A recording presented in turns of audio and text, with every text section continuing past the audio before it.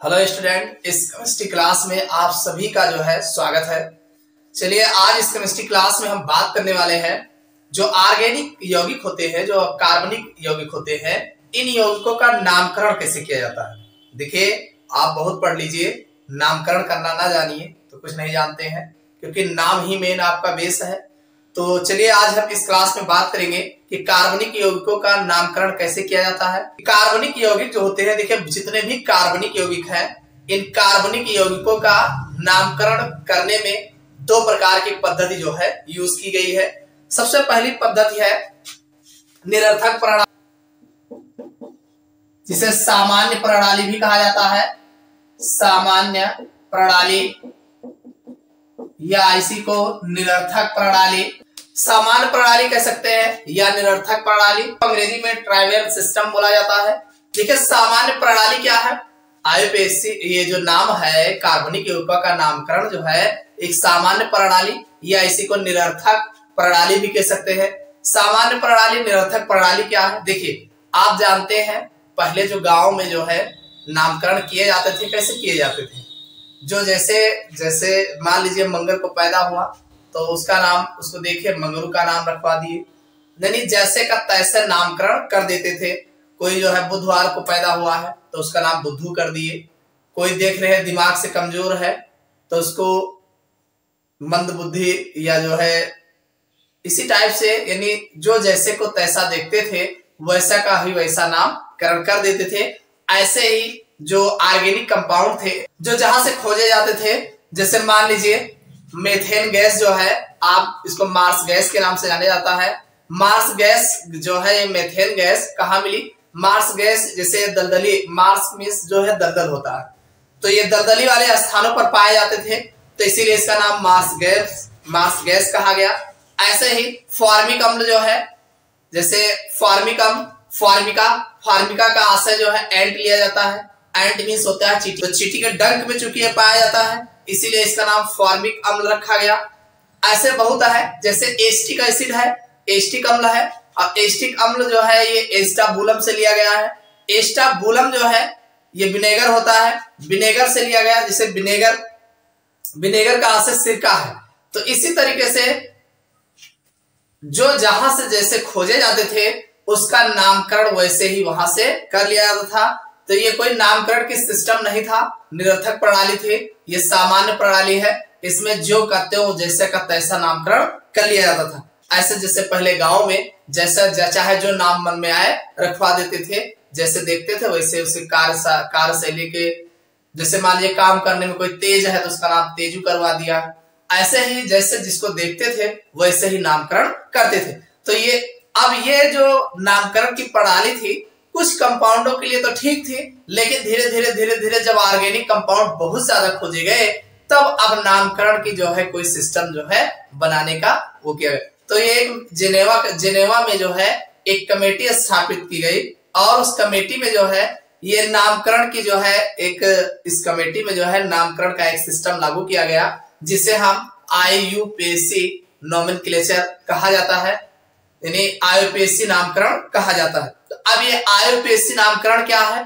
देखिए ये आईयूपीएसी नामकरण जो है जो जिनेवा में स्थापित किया गया, यहाँ बहुत सारे अलग अलग देश के जो है साइंटिस्ट लोग इकट्ठा हुए और सब लोगों ने इस नोमेनक्लेचर का जो है सिस्टम बनाया। और ये है एक ऐसा नोमेनक्लेचर है जो पूरे विश्व में जो है एक ही नाम होगा। जैसे हम यहाँ पर किसी यौगिक का आईयूपीएसी नेम जो पढ़ रहे हैं, यही नाम जो है अमेरिका, जापान, चीन जो भी है, हर जगह पे इस कंपाउंड का नाम आईयूपीएसी नाम जो होगा वही होगा। जबकि सामान्य नेम यहाँ कुछ और भी हो सकता है, और वहां पर जाओगे तो वहां उसका और कोई नाम भी हो सकता है।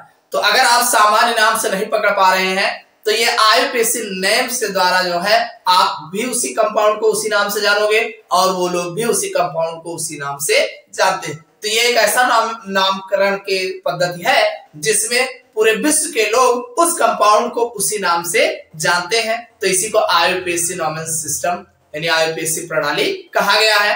अब ये आईयूपीएसी का पूरा नाम क्या है इसको हम देखेंगे, और फिर ये कैसे जो है इसको किया जाता है, कैसे नामकरण करते हैं, इसके बारे में बात करेंगे।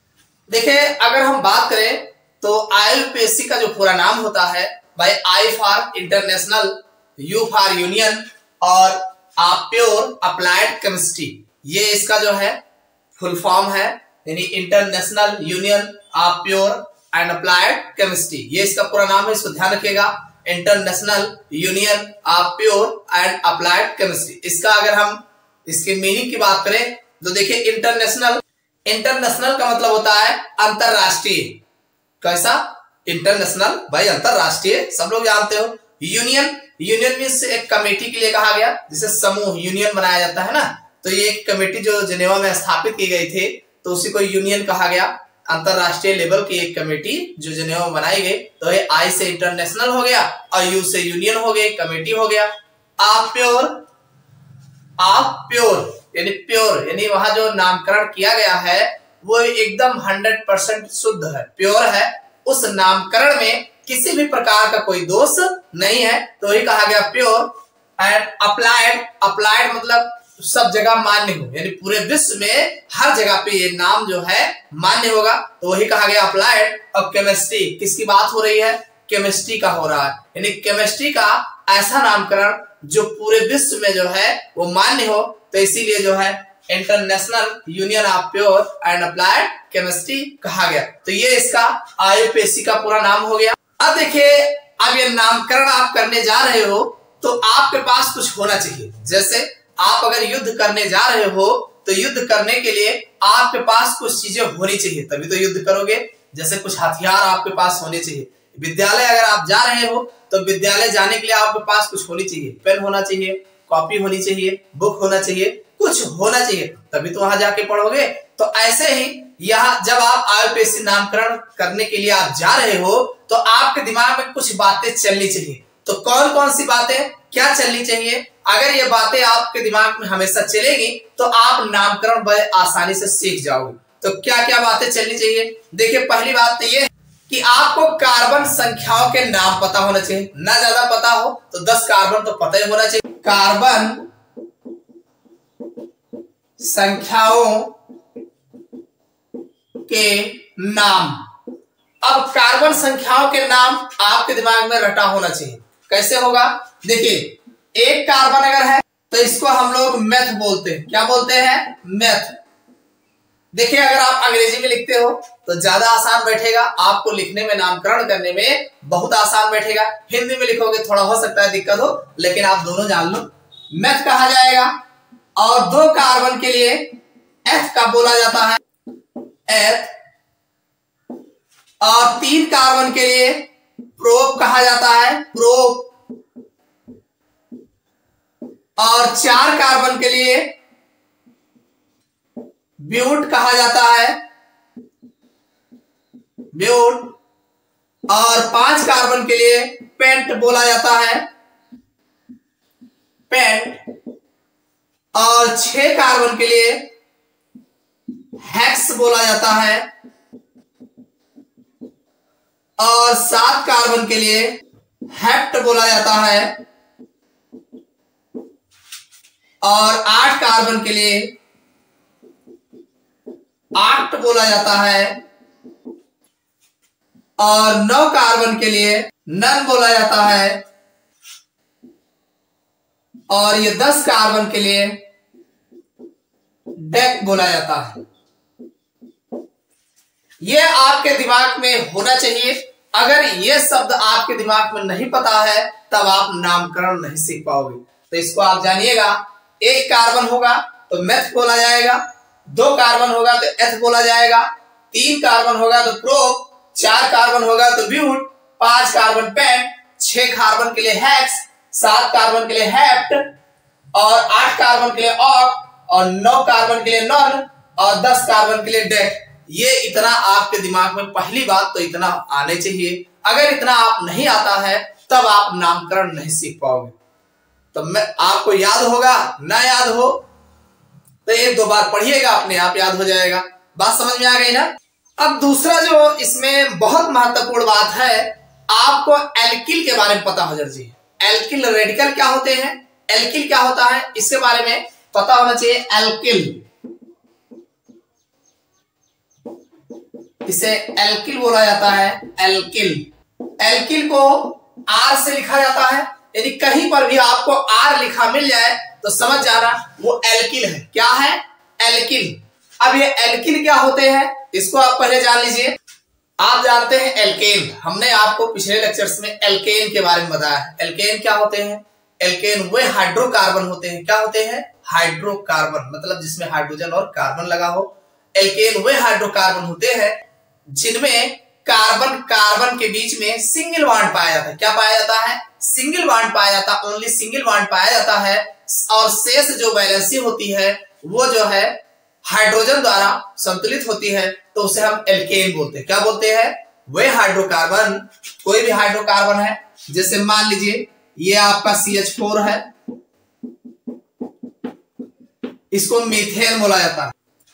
इसी तरीके से C2H6 है, आप देख रहे हैं C2H6, इसे C2H6 है, ये एथेन है, एथेन।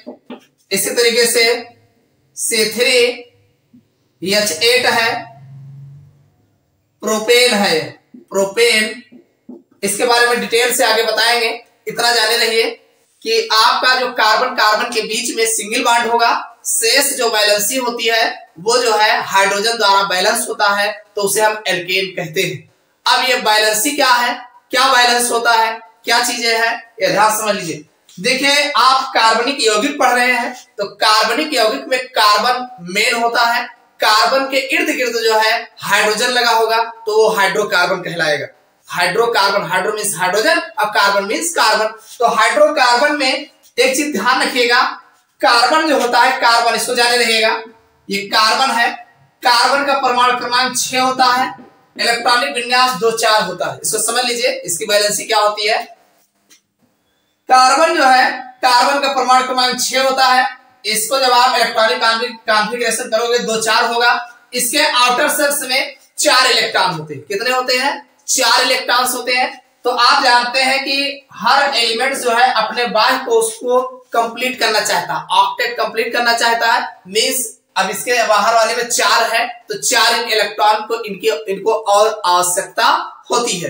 तो अब ये 4 इलेक्ट्रॉन्स कैसे पूरा करते हैं? ये अपना चारों इलेक्ट्रॉन जो है 4 लोगों से अलग अलग साझा करके, यानी बराबर का साझा करते हैं एक इलेक्ट्रॉनों का, और इस प्रकार से फिर 8 इलेक्ट्रॉन का पूरा होता है। तो अब ये 4 देखो, अब इनके बाहर कोश में 4 इलेक्ट्रॉन है, तो इनकी जो वैलेंसी होगी, संयोजकता होगी 4 होगी। कितनी होगी? 4। भाई आउटर शेल्स में 4 इलेक्ट्रॉन है और 4 की इनको कमी भी है, तो इनकी वैलेंसी जो है 4 होती है। कार्बन की वैलेंसी कितना है? 4। हमेशा इनको 4 इलेक्ट्रॉन यानी 4 सिंगल बॉन्ड बनाते हैं। देखो ये कार्बन है, कार्बन के चारों ओर देख रहे हैं आप, सिंगल बॉन्ड बना रहे हैं। अब ये सिंगल बॉन्ड अब हाइड्रोजन से बनाए चाहे जिससे बनाए, अगर सिंगल बॉन्ड बनाएंगे तो ये जो है एक इलेक्ट्रॉन का साझा करते हैं। आप जानते हैं ये कार्बन है और ये कार्बन के पास 4 इलेक्ट्रॉन है। देखो ये 4 इलेक्ट्रॉन है, ये हाइड्रोजन है, हाइड्रोजन के पास 1 इलेक्ट्रॉन है। हर हाइड्रोजन के पास जो है 1 इलेक्ट्रॉन होता है। आप देख रहे हैं हाइड्रोजन के पास इलेक्ट्रॉन होता है। अब ये कार्बन के साथ ये जो है एक इलेक्ट्रॉनों का साझा कर लेते हैं। ये जो कार्बन है हर एक हाइड्रोजन के साथ इलेक्ट्रॉनों का साझा कर लेते हैं। तो इस प्रकार से कार्बन का 4 और हाइड्रोजन का 4 मिला के 8 इलेक्ट्रॉन कार्बन का हो जाता है, और हाइड्रोजन को 2 इलेक्ट्रॉन की आवश्यकता रहती है, तो एक तो इनका रहता है, एक से साझा कर लेता है, 2 इनका भी हो जाता है। तो इस प्रकार ये जो एक इलेक्ट्रॉन का साझा करते हैं, तो इसे हम एक सिंगल बॉन्ड द्वारा जो है दिखाया जाता है।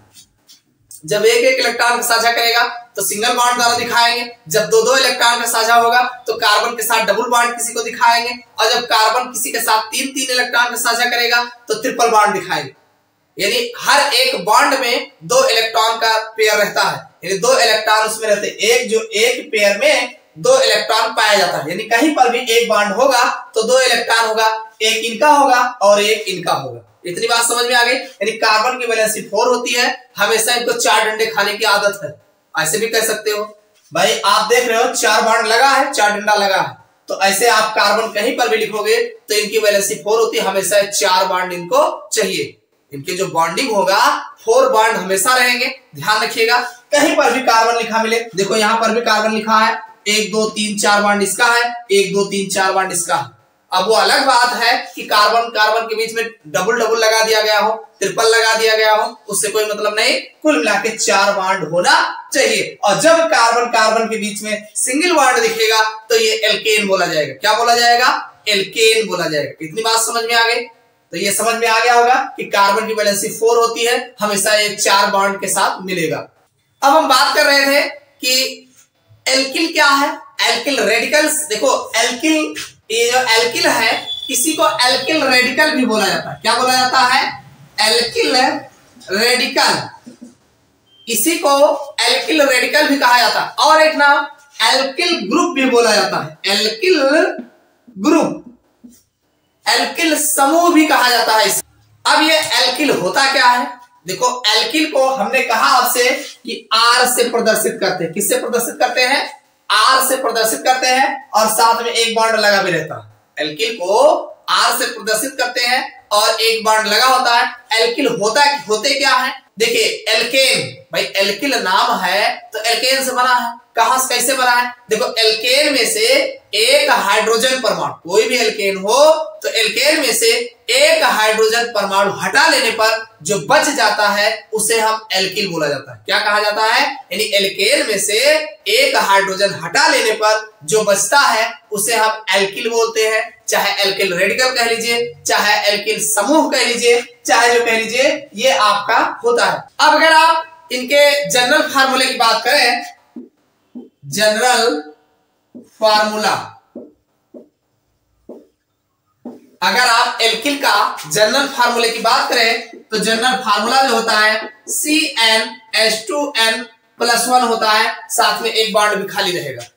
CnH2n+1 साथ में एक बॉन्ड भी खाली रहता। ये जो है एल्किल का जनरल फार्मूला था। चलिए अब इसका कोई कंपाउंड बना के देखते हैं। देखो Cn, n की वैल्यू अगर हम 1 ले लें, मान लीजिए n = 1 ले लें, कितना ले लें? n की वैल्यू 1 ले लें। चलो n = 1 ले लेते हैं तो C1 हो जाएगा, 1 लिखने की जरूरत नहीं है। तो H2n यानी H जो होगा 2 × 2 हो जाएगा, एक और है तो 3, ये 3 आ जाएगा। और हमने कहा कि एक बॉन्ड खाली भी रहेगा। तो अब एक है और नाम इसका क्या लिखा जाएगा? देखो जो एल्किल का नाम लिखा जाता है यानी हर एक कार्बन में YL जोड़ा जाता है, इसका जब नामकरण करते हैं हेड नेम और प्लस YL जोड़ दिया जाता है। क्या जोड़ा दिया जाता है? YL। तो ये आपका एल्किल का नामकरण हो जाता है, यानी इसका जो नाम लिखा जाता है हेड नेम में YL जोड़ा। अब हेड नेम क्या है? अभी हमने कहा कि एक कार्बन के लिए मेथ, 2 कार्बन के लिए एथ, 3 कार्बन के लिए प्रोप, यही तो बताए हैं। तो अब ये हेड नेम है। तो अब यहाँ पर एक कार्बन है तो एक कार्बन के लिए हमने कहा था आपसे मेथ लिखा जाएगा, हमने कहा था मेथ लिखा जाएगा।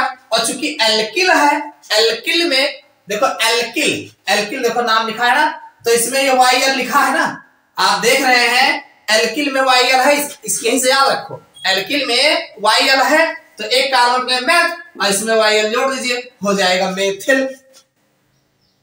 समझ में आया नहीं? चलो दूसरा बना के देखते हैं।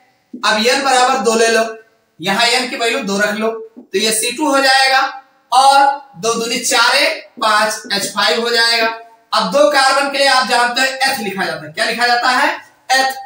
और YL जोड़ ही देंगे तो हो जाएगा एथिल। इसी तरीके से n की वैल्यू अगर आप 3 लेते हैं तो 3 दूनी 6 और 1 7 हो जाएगा H7। तो अब 3 कार्बन के लिए हमने आपको प्रोप बताया है, YL लिखना है, जोड़ना ही है क्योंकि एल्किल बना रहे हैं, तो ये हो जाएगा प्रोपिल। अगर हम n = 4 ले लेते हैं तो C4, 4 दूनी 8 1 9 H9 हो जाएगा। और ये 4 कार्बन है तो 4 कार्बन के लिए ब्यूट होगा, YL जोड़ देंगे तो हो जाएगा ब्यूटिल। इसी तरीके से n की वैल्यू जो है 5 ले लेंगे तो ये आपका आ जाएगा C5, ये 11 हो जाएगा। और ये 5 कार्बन है, 5 कार्बन के लिए हो जाएगा पेंट, YL जोड़ देंगे पेंटिल हो जाएगा। तो समझ में आया कैसे एल्किल का नाम लिखा जाता है? भाई एल्किल का नाम लिखने में हम हर कार्बन के साथ YL जोड़ देंगे, हेड नेम के साथ YL जोड़ देंगे। तो अब चूंकि एक कार्बन था मेथ, मेथ में वाई एल जोड़ दिए मेथिल, 2 कार्बन के लिए ethyl, propyl, butyl, pentyl, hexyl, heptyl, octyl, नॉक्टिल, ऐसे हम बनाते चले जाएंगे। तो ये आपका है एल्किल, समझ में आ गया? ये सब आपके एल्किल। हमने आपसे कहा कि एल्किल क्या होते हैं? एल्किल वे होते हैं एल्केन में से एक हाइड्रोजन हटा लेने पर जो बचता है वो एल्किल होता है। अब आप एल्केन समझ जाइए क्या है। देखो ये जो आप CH3 लिखे हैं, अगर इस CH3 में एक हाइड्रोजन और बढ़ा लो, CH4 कर दो, तो ये आपका मीथेन हो जाएगा। क्या हो जाएगा? मीथेन। इसे हम मीथेन बोलते हैं।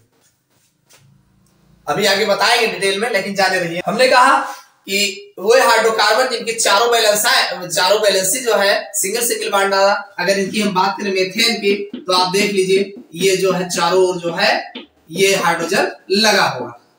अब अगर एक हाइड्रोजन कम कर लेते हो तो ये आपका CH3 बचेगा। अरे क्या बचा? CH3 बचा, साथ में ये है, तो ये आपका मेथिल हो जाएगा, एल्किल हो जाएगा। इसी तरीके से अगर आप C2H6 की बात करें तो ये इथेन है। क्या है?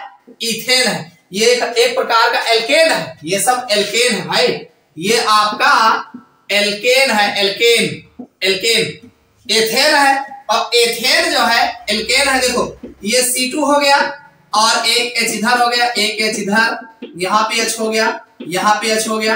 आप देख रहे हैं चारों तरफ जो है सिंगल सिंगल बॉन्ड द्वारा लगा हुआ है और सब बैलेंसी इसकी कंप्लीट है। तो ये आपका एथेन है। अब एक हाइड्रोजन कम कर दोगे तो C2H5 बचेगा, तो C2H5 जो है आपका एथिल, एल्किल हो गया। एक हाइड्रोजन और लगा देते हो तो इथेन रहेगा। इसी तरीके से C3H8 ये आपका प्रोपेन होगा। प्रोपेन अगर आप इसका स्ट्रक्चर बनाना चाहें तो ये इसका जो है 3 कार्बन हो गया, साथ में जो है इस पे हाइड्रोजन सिंगल सिंगल से लगे रहेंगे। ये जो है हाइड्रोजन जो है सिंगल सिंगल बॉन्ड द्वारा लगे रहेंगे। आप इसको काउंट कर लीजिए, 3 2 5 3 8, तो ये आपका प्रोपेन है। अभी और इसमें कितना है? C3H7 है, और ये कितना है? C3H8 है। तो 8 में से 1 घटा दोगे तभी तो YL बनेगा, एल्किल तभी तो बनेगा। तो कुल मिला के एल्केन में से एक हाइड्रोजन हटा देने पर जो शेष बचता है वो आपका एल्किल कहलाता है। इतनी बात क्लियर हो गई? तो ये आपके थे एल्किल क्या होते हैं, इनके बारे में हमने डिटेल से आपको बता दिया। जितना हमने बता दिया, अगर इतना आप समझ गए तो अब मान लीजिए, देखो हमने 2 बातें आपको बताई। पहली बातें हमने कहा कि हेड नेम क्या होते हैं वो आप जान लीजिए, हेड नेम में एथ प्रो ब्यूट पेंट ये आप जानते हो। दूसरी बात हमने आपको बताया कि जो है इसमें एल्किल क्या होता है, एल्किल का नामकरण कैसे करते हैं, एल्किल का सामान्य सूत्र क्या है, इन चीजों के बारे में बताया। तो एल्किल का सामान्य सूत्र CnH2n+1 और साथ में बॉन्ड भी रहेगा, एक बॉन्ड खाली रहता है, इसका वैलेंसी एक खाली रहती है। तो ये आपका इसका नाम हेड नेम में YL जोड़ के इसका नामकरण किया जाता है। और इस तरीके से ये आपका methyl, ethyl, propyl, butyl, pentyl, इस तरीके से इसका नामकरण होता है। और इसी को एल्किल रेडिकल बोलते हैं, एल्किल समूह बोलते हैं, एल्किल ग्रुप कहो चाहे समूह कहिए। और ये एल्किल आर के साथ कहीं पर भी होगा आर, तो उसके साथ एक बॉन्ड लगा होगा, तो ये आपका एल्किल होता है। तो इतनी बातें अगर आपको समझ में आ गई होगी तब आप नामकरण के लिए आप तैयार हैं। अब आप नाम लिख ले जाए। देखिए नामकरण में हम एकदम बेसिक से बताएंगे, अगर आप बिल्कुल कुछ नहीं जानते हैं तब आप नाम आराम से सीख जाओगे। बस हमारे साथ जुड़े रहिए, हम आपको थोड़ा थोड़ा करके 1 2 3 लेक्चर में जो है इसको थोड़ा थोड़ा करके बताएंगे। तो चलिए शुरुआत करते हैं। सबसे पहले हम आपको एल्केन का नामकरण कैसे किया जाता है इसके बारे में बात करेंगे। एल्केन,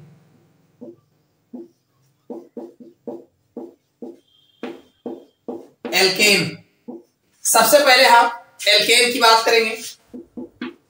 अब आपको एल्केन के बारे में पता होगा, कुछ तो एल्केन के बारे में आप जानते ही। देखो एल्केन जो है एक प्रकार का संतृप्त हाइड्रोकार्बन होता है। क्या होता है?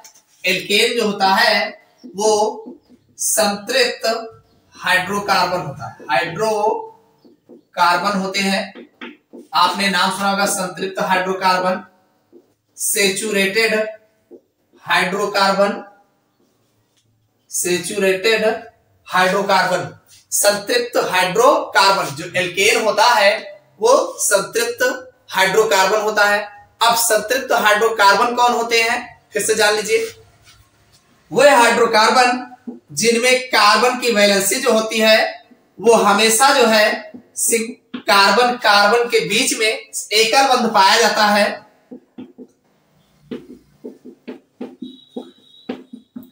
कोई भी यौगिक होगा तो कार्बन कार्बन के बीच में अगर सिंगल बॉन्ड पाया जाता है और साथ में जो इनकी अन्य वैलेंसी होती है वो हाइड्रोजन द्वारा संतुलित होती है तो वो आपका एल्केन कहलाते हैं। इतनी बात समझ में आई।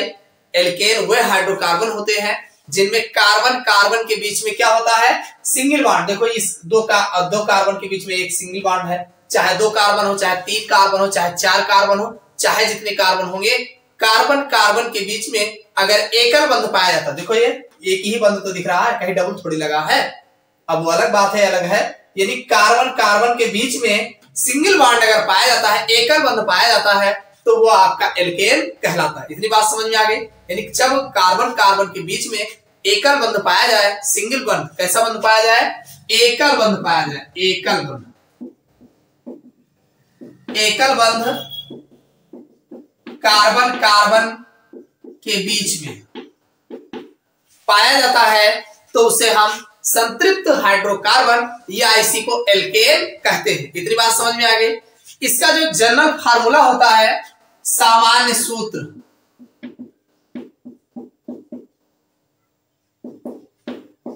जिसे हम जनरल फार्मूला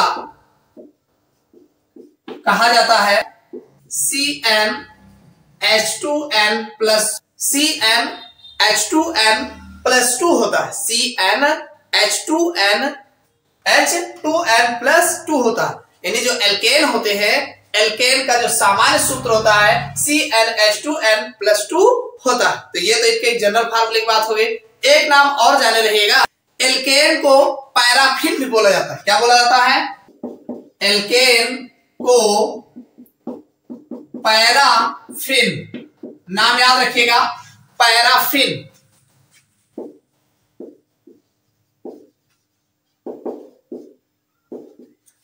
एल्केन को पैराफिन्स भी कहते हैं, इसको ध्यान रखिएगा, बहुत इंपॉर्टेंट बात है। ये आपके कॉम्पिटिटिव एग्जाम्स में जो है बहुत पूछे जाते हैं। एल्केन को पैराफिन्स भी कहते हैं। तो ये तो आपके एल्केन की बात हो गई। अब इसका नामकरण कैसे करते हैं, नाम कैसे लिखते हैं। देखिए इसका जो नाम लिखा जाता है, हेड नेम प्लस एन लगा के लिखा जाता है। क्या लगा के लिखा जाएगा, एन। हेड नेम में एन लगा के लिखा जाता है। जैसे आप जानते हैं CH4, मान लीजिए CH4 है। कैसे CH4 आया, देखो CnH2n प्लस 2 लिखा है। n की वैल्यू अगर आप 1 लेते हैं, n बराबर 1, तो ये आपका 1 हो जाएगा। और H की वैल्यू 2 × 2 2 4, तो C की वैल्यू 1 हो गया, तो H की वैल्यू 4 हो गई, तो CH4 बन गया। और ये एक कार्बन है, एक कार्बन के लिए आपने को हमने बताया है मेथ का प्रयोग करते हैं, मेथ एप्रोब्यूट एसिड बताए हैं, तो मेथ हो जाएगा और इसी में एन लगा देंगे, तो ये आपका आ जाएगा मेथेन। मेथेन जो है एक एल्केन है। इसी तरीके से C2, अगर आप n की वैल्यू 2 लेते हैं, n की वैल्यू 2 लेंगे तो ये आपका H की वैल्यू 2 दूनी 4 2 6, तो ये 6 आ जाएगा। ये आपका हो जाएगा एथेन। कैसे हो गया, आप जान रहे हैं 2 कार्बन है, 2 कार्बन के लिए H का प्रयोग करेंगे और एन लगाना ही लगाना, चूंकि एल्केन है। भाई आप याद ना करें, एल्केन लिखा है ना तो लास्ट में एन लगा है तो एन लगाएंगे। एल्किल की अगर आप बात करेंगे तो एल्किल में लास्ट में YL होता है तो YL लगाते हैं। ऐसे यहाँ पे एल्केन है। इसी तरीके से n की वैल्यू 3 लेंगे तो C3 हो जाएगा और 3 दूनी 6 2 8 हो जाएंगे। तो ये आपके 3 कार्बन है, 3 कार्बन के लिए प्रोप का प्रयोग करते हैं और चूंकि एन लगाना है तो प्रोपेन हो जाएगा। इसी तरीके से 4 लेंगे, 4 दूनी 8 और 2 10 हो जाएगा। उसके बाद ये 4 कार्बन है तो 4 कार्बन के लिए ब्यूट का प्रयोग करेंगे और इसमें एन लगा देंगे, हो जाएगा ब्यूटेन। इसी तरीके से 5 कार्बन लेंगे, 5 दूनी 10 और 10 2 12, तो ये आपका ब्यूट के 5 है तो 5 कार्बन के लिए पेंट का प्रयोग करते हैं। हमने आपको बताया है 5 कार्बन के लिए पेंट का प्रयोग करते हैं तो पेंट हो गया। और चूंकि एन लगाना है, चूंकि एल्केन है तो ये आपका पेंटेन। कैसे समझ गए कि ये पेंटेन ही होगा। भाई आप 5 कार्बन इसी फार्मूले पर रख के देख लो, 5 का नाम 5 हो जाएगा और 5 दूनी 10 2 12। देखो इसी पे बैठ रहा है, तो इसीलिए ये एल्केन है। चूंकि एल्केन का जो सामान्य सूत्र है CnH2n+2 होता है, ये इसे चेक कर सकते हैं। कितना आसान है। तो इस तरीके से पेंटेन है। इसी तरीके से आप कार्बन की संख्या बढ़ाते जाएंगे और आगे नाम बढ़ता जाएगा। पेंटेन, हेक्सेन, हेप्टेन, ऑक्टेन, इस तरीके से आप आगे बढ़ते जाएंगे। समझ में आ गया एल्केनों का नामकरण कैसे किया जाता है। चलिए अब इस एल्केन के कुछ ब्रांच वाले यौगिक हैं उनके बारे में। चलिए एल्केन के कुछ एग्जाम्पल्स हमारे पास हैं, इनका नामकरण देख लेते हैं कैसे किया जाएगा। देखिए ये सब के सब एल्केन है। कैसे पहचानो, देखो कार्बन कार्बन के बीच में ये इसकी खुली श्रृंखला का कंपाउंड है, तो इसका नामकरण करना है हमें। आप देख रहे हैं 1 2 3 4 कार्बन लगे हैं और सब के सब सिंगल बॉन्ड है। तो देखिए जब ऐसे कंपाउंड होते हैं तो यहाँ पर आपको सबसे पहले नंबरिंग करने की बात आती है। सबसे पहले नंबरिंग किया जाएगा। देखो यहाँ पर आप नंबरिंग जो है चाहे जिधर से करिए, कोई दिक्कत नहीं। 1 2 3 4 4 कार्बन है। 4 कार्बन के लिए आप जानते हैं ब्यूट का प्रयोग करते हैं। किसका प्रयोग करते हैं? ब्यूट। चलो ब्यूट हमने लिख दिया। और कार्बन कार्बन के बीच में सिंगल बॉन्ड दिख रहा है तो हमें एन लगाना है। चलो ब्यूटेन, तो इसका जो नाम होगा ब्यूटेन लिखा जाएगा। क्या लिखा जाएगा? ब्यूटेन। इसमें कोई दिक्कत नहीं हुई। चलो अगले वाला देख लेते हैं। अगला हमारे पास ये दिया है, देखो इसमें एक ब्रांच दिख रहा है।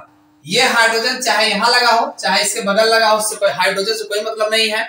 मतलब है तो आपको कार्बन से, हाइड्रोजन बैलेंसिंग के लिए होता है, बैलेंस करना होना चाहिए।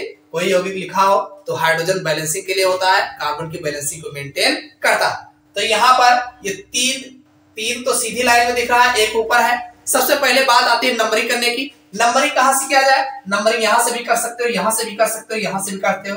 और जब भी करेंगे तो सीधा सीधा करेंगे। जैसे मान लीजिए 1 2 3 हमने नंबरिंग कर लिया। 3 कार्बन हमारे नंबरिंग में आ गए, तो 1 कार्बन हमारा बच गया। तो एक चीज ध्यान रखना, सबसे पहला काम जो है नंबरिंग करने का होता है।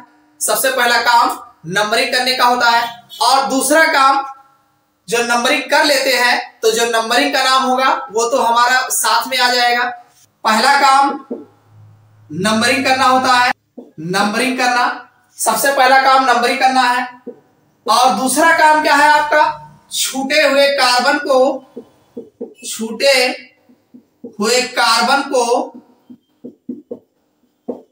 पहले लिखते हैं।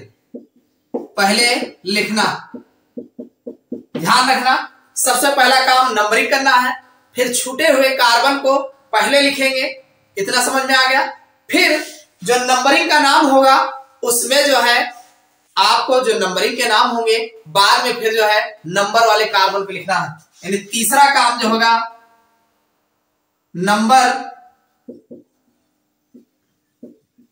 नंबरिंग के कार्बन का नाम लिखते हैं। इतनी बात समझ में आई कि नहीं? सबसे पहले नंबरिंग करोगे, फिर जो नंबरिंग करने के बाद जो कार्बन छूट गया होगा उसको पहले लिखेंगे और फिर उसको पहले लिखने के बाद फिर नंबरिंग वाले कार्बन को लिखते हैं। देखिए तो यहां पर हमने पहले नंबरिंग कर दिया। हमारा एक कार्बन यहां छूट गया है और ये क्या लिखा है? CH3 लिखा है। क्या लिखा है? CH3। आपको याद होगा CH3 जो है एक प्रकार का एल्किल है। हमने आपको एल्किल में बताए थे CH3 कौन है। और देखो एक बॉन्ड खाली है, एक बॉन्ड इसका भी, तो एक कार्बन के लिए मेथ, चूंकि छूटा हुआ कार्बन वाला है YL, एक कार्बन कम है ना मेथेन में, तो एक YL मेथिल लगाओगे ना। अभी एल्किल में हमने आपको बताया था ये एक एल्किल है तो ये मेथिल होगा। तो जो मेथिल है, अब ये मेथिल लगा कहां से है? अरे जब एक साथ लिखा है तो बताओगे ना ये मेथिल कहां लगा है। तो लगा ये दूसरे कार्बन से। कहां लगा है? दूसरे कार्बन से लगा है। क्या लगा है? मेथिल लगा। क्या लगा है? मेथिल। यही तो लिखना है। इनको बताओगे ना ये है मेथिल, कहां लगा है? दूसरे कार्बन, तो दूसरे कार्बन से मेथिल। इतना लिख लिए। अब नंबरिंग के कार्बन 1 2 3 कार्बन के लिए प्रोप का प्रयोग करते। किसका प्रयोग करते हो? प्रोप। चलो प्रोप लिख दिए। और चूंकि एल्केन खानदान है, क्योंकि कार्बन कार्बन के बीच में सिंगल बॉन्ड दिख रहा है, तो एन लगा देंगे। एन, तो ये हो जाएगा 2 मेथिल प्रोपेन, इसका नाम हो जाएगा। इतनी बात समझ में आई? सबसे पहले आपने नंबरिंग कर लिया। नंबरिंग करने के बाद जो छूटा हुआ कार्बन है, एक कार्बन छूटा था, क्योंकि ये एल्किल है, हमें लग रहा है एल्किल है, मेथिल, तो मेथिल है, कहाँ लगा है, ये दूसरे कार्बन से लगा, तो दूसरे पर जहां लगा होगा उसको बताएंगे फलानी जगह लगा है ना, तो ये दूसरे कार्बन से लगा था, दूसरा लिख दिए, मेथिल लगा है, ये हो गया। 3 कार्बन के लिए प्रो, और चूंकि एल्केन खानदान है, एन लगा दिए, तो 2 मेथिल प्रोपेन इसका नामकरण हो गया। चलो अगला देख लेते हैं। यहाँ पे है हमारे पास, आप देख रहे हैं 1 2 3 नंबरिंग करना है। नंबरिंग हमेशा सीधे सीधे किया जाता है, टेढ़े मेढ़े नहीं करते, चाहे जहां से करो सीधे सीधे करो। तो अब यहां से आप सीधे सीधे मतलब ऐसे नहीं 1 2 3 ऐसे ही कर सकते हो, 1 2 3 ऐसे भी कर सकते हो, 1 2 3 ऐसे भी कर सकते हो, कोई बात नहीं। यहां पर आप स्वतंत्र है, चाहे जिधर से नंबरिंग करो, चाहे जिस ओर से नंबरिंग करो। यहां पर चलिए कहीं से कर लेते हैं, 1 2 3 हमने 3 कार्बन का नंबरिंग कर लिया। हमारे पास एक इधर छूट गया है, एक इधर छूट गया, 2 कार्बन छूट गए। और है कौन ये एक कार्बन वाला CH3 मतलब मेथिल, ये भी मेथिल है, संयोग से ये भी मेथिल है, तो जो पहले छूटे पहले उन्हीं को लिखोगे, ठीक। ये कहां से जुड़ा है, दूसरे पे, ये भी दूसरे पे, और एक ही टाइप में है तो एक साथ लिखेंगे। क्या लिखोगे, ये 2 इधर के लिए भी लिखेंगे और ये 2 इधर, तो एक 2 हमने इनके लिए लिख दिया, कामा लगाएंगे, दूसरा इनके लिए लिखेंगे। अब चूंकि 2 हो रहे हैं और एक साथ हो रहे हैं, तो डाई का प्रयोग करेंगे। किसका, डाई, डाई मतलब 2 अगर एक साथ लिखा जाए तो डाई का प्रयोग करेंगे। 3 लिखोगे ट्राई, 4 लिखोगे टेट्रा, इस तरीके से आप बढ़ते जाएंगे। तो यहां डाई हो गया। और है कौन, ये मेथिल है। कौन है, मेथिल, तो 2 2 डाई मेथिल हो गया। अब नंबरिंग वाले कार्बन लिखेंगे, तो ए मेथ एथ प्रोप, 3 कार्बन के लिए प्रोप, तो ठीक तो है, प्रोप हो गया, एन लगा देंगे, तो इसका नामकरण जो हो जाएगा 2 2 डाई मेथिल प्रोपेन। फिर समझ, एक इधर मेथिल है, एक इधर मेथिल इधर है, तो अब चूंकि दोनों सेम है तो एक साथ लिखेंगे। एक साथ लिखने के लिए पहला 2 हमने एक साइड के लिए लिखा और दूसरा 2 हमने दूसरे साइड के लिए लिखा, और चूंकि दोनों सेम है तो डाई का प्रयोग करेंगे। क्या सेम है, मेथिल सेम है ना, मेथिल सेम है तो डाई मेथिल, 2 मेथिल है। और नंबरिंग वाले कार्बन अब लिखेंगे, तो 3 कार्बन के लिए प्रोप, एन लगा देंगे, क्योंकि कार्बन कार्बन के बीच में सिंगल बॉन्ड दिख रहा है तो इसलिए प्रोपेन होगा, 2 2 डाई मेथिल प्रोपेन। चलो अगला देख लेते हैं। देखो 1 2 3 4 5 कार्बन नंबरिंग में आएगी, 1 2 3 4 5 कार्बन नंबरिंग में आएगी। समस्या ये है, इतना बड़ा श्रृंखला है, नंबरिंग इधर से करें, इधर से करें, इधर से करें, इधर से करें।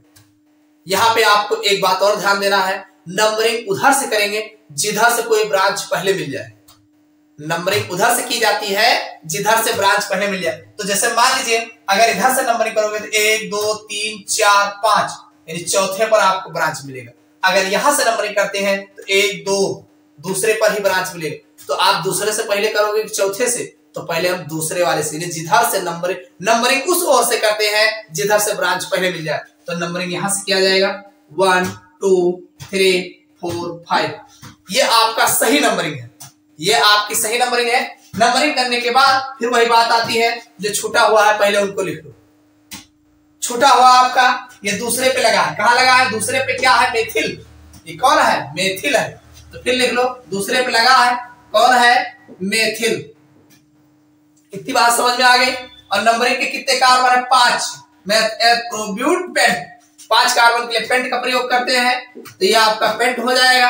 हर एक कार्बन के बीच में सिंगल बॉन्ड लगा है तो इसमें एन लगा देंगे, तो ये आपका आ जाएगा 2 मेथिल पेंटेन। इतनी बात समझ में आ गई। तो इस तरीके से ये आपके नामकरण किए जाते हैं। तो हमने आज आपको एल्केन के बारे में बताया, अभी एल्कीन एल्काइन ऐसे और भी जितने भी ग्रुप हैं सबको बारी बारी करके बताएंगे। तो इस लेक्चर में बस इतना ही। समझ में आया होगा तो वीडियो को लाइक और कमेंट अवश्य करिएगा।